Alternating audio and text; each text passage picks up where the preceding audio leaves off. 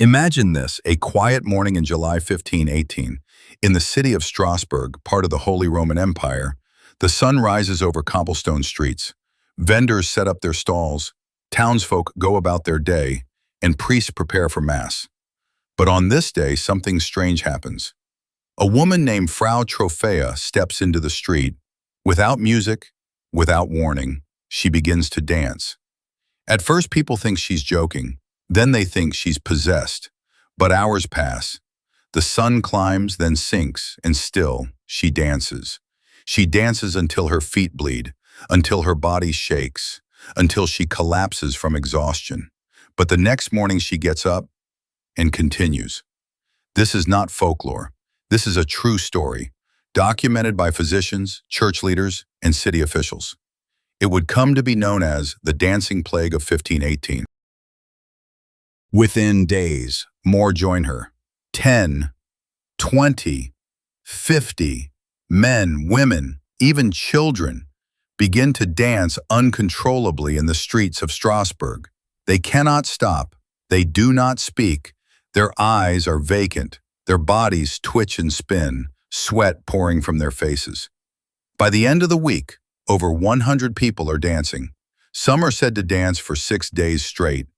Historical accounts describe it as terrifying. A city street turned into a dance floor of agony. Some dancers reportedly scream in pain, some beg for help, but their limbs do not obey. Crowds gather to watch, some cheer, others pray, many are horrified, but this is just the beginning. Within a month, more than 400 people are infected by this dancing mania, and the first deaths begin to appear. People die from heart attacks, exhaustion, strokes. They literally dance themselves to death.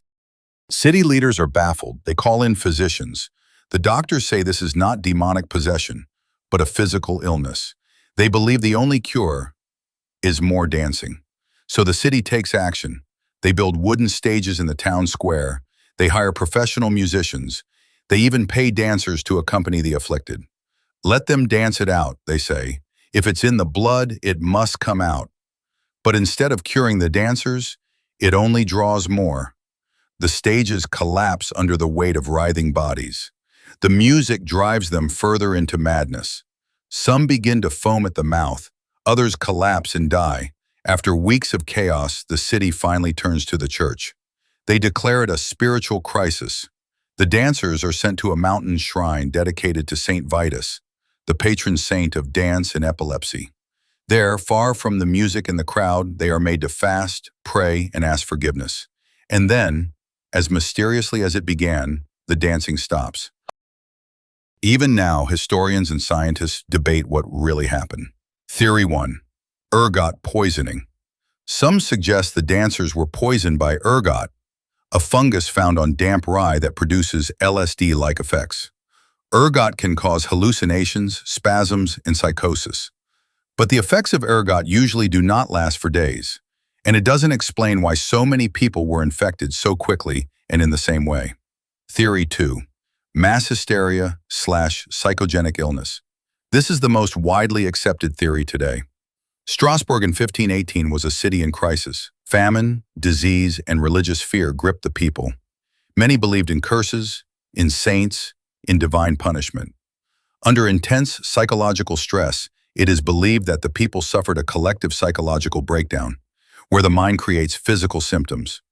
In this case, dancing. Belief created behavior, and because everyone believed it was possible to be cursed into dancing, many believed they were, and once it started, it spread like wildfire. Theory 3. A religious cult or ritual? Some believe it was a secret pagan ritual, a way for people to break free from oppressive social rules under the guise of madness. But this remains speculation. There is no single answer, and maybe that's what makes it so terrifying. Eventually, the plague faded. No more stages, no more musicians, just silence. The city of Strasbourg returned to normal. But the memory of the dancing plague haunted the people for generations. It was written about in medical journals, religious texts, and official records. And it would not be the last. Smaller outbreaks occurred in other towns in Europe, none as large, none as deadly. But the mystery remains. A town where people danced not for joy, not for celebration, but because something inside them broke. A city possessed, not by demons, but by despair. Today, we live in a world of science and logic, but stories like the dancing plague remind us of something deeper, that under the right pressure, belief can shape reality, that the mind can turn fear into fire, and that even now, centuries later, we still don't fully understand ourselves. So the next time you hear a strange rhythm in the distance, think of Strasbourg, and hope it's only music and not a warning. Subscribe for more forgotten mysteries, strange histories, and true stories from the edge of belief.